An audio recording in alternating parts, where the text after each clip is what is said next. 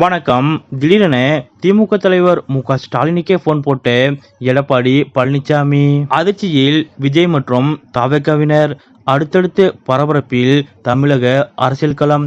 இதை பத்தின முழு விவரத்தோட இப்ப நம்ம பார்க்கலாம். தமிழ்நாட்டில் கடந்த ஏப்ரல் 23ஆம் தேதி ஒரே கட்டமாக 234 தொகுதிகளுக்கும் வாக்குப்பதிவு நடைபெற்ற நிலையில் கடந்த மே 4ஆம் தேதி வாக்குகள் எண்ணப்பட்டு முடிவுகள் அறிவிக்கப்பட்டன. இதில் புதிதாக கட்சி ஆரம்பித்த நடிகர் விஜயின் தமிழக வெற்றி கழகம் 108 இடங்களை கைப்பற்றி தனிப்பெரும் கட்சியாக உருவெடுத்தது. அதேபோல் திமுக கூட்டணி 73 இடங்களையும் அதிமுக கூட்டணி 53 இடங்களையும் கைப்பற்றின. இந்த நிலையில் எந்த கட்சிக்கும் தனிப்பெரும்பான்மை கிடைக்காத நிலையில் தவேகாவிற்கு 12 இடங்கள் தேவைப்பட்டன. ஆட்சி அமைக்க உரிமை கோரி ஆளுநரை சந்தித்து நேற்று கடிதம் வழங்கினார் விஜய். இதற்கிடையே தனி பெரும்பான்மை பெற காங்கிரஸ், கம்யூனிஸ்ட், விசிக கட்சிகளிடம் ஆதரவு கோரினார். அதில் 5 இடங்களை வைத்திருந்த காங்கிரஸ் ஆதரவு தருவதாக கூறி திமுக விட்டு விலகி தவேகாவில் இணைந்தது. மற்ற கட்சிகள் இன்னும் தங்கள் முடிவுகளை தெரிவிக்காத நிலையில் விஜயை ஆட்சி அமைக்க ஆளுநர் அழைப்பு விடுக்கவில்லை.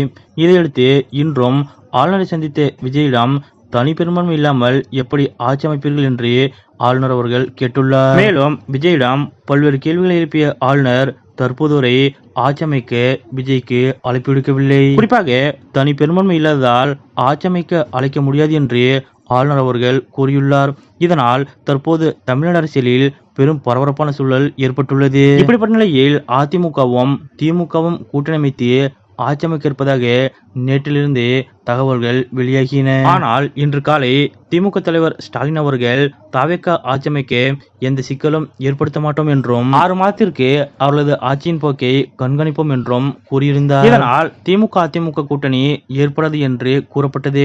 இப்படிப்பட்ட நிலையில் தற்போது எடப்பாடி பழனிசாமி அவர்கள் திமுக தலைவர் ஸ்டாலினை தொடர்பு கொண்டு பேசியிருப்பதாக கூறப்படுகிறது. அதாவது திமுக அதிமுக கூட்டணி அமைத்து ஆட்சி அமைப்பது குறித்து எடப்பாடி பழனிசாமி திமுக தலைவர் ஸ்டாலினிடம் பேசியதாக கூறப்படுகிறது. அந்த வகையில் 2 கட்சிகளும் கூட்டணி அமைத்து ஆட்சி அமைக்கும் பட்சத்தில் முதலமைச்சராக எடப்பாடி பழனிசாமி அவர்கள் நியமிக்கப்பட இருப்பதாகவும், துணை முதலமைச்சராக உதயநிதி ஸ்டாலின் நியமிக்கப்பட இருப்பதாகவும், அதுபோக திமுகவிற்கு 20 அமைச்சர்களும் அதிமுகவிற்கு 10 அமைச்சர்களும் என பேச்சுவார்த்தை நடைபெற்றுக் கொண்டிருப்பதாக தகவல் வெளியாகியுள்ளது. இதுபோக கூட்டணி கட்சிகளுக்கு ஒரு சில அமைச்சர் பதவிகள் ஒதுக்கப்படலாம் என்றும், மேலும் சில வாரிசு தலைவர்கள் பதவிகளும் கூட்டணி கட்சியினருக்கு வழங்கப்படும் என்றும் கூறப்படுகிறது. ஆனாலும் இது குறித்த அதிகாரப்பூர்வமான தகவல் தற்போது வரை வெளியாகவில்லை. குறிப்பாக இப்படி ஒரு சம்பவம் தமிழ்நாட்டில் அரங்கேறும் பட்சத்தில் யாரும் எதிர்பார்க்காத ஒரு அரசியல் திருப்பமாக இது பார்க்கப்படும். மேலும் இந்த ஒரு நிகழ்வு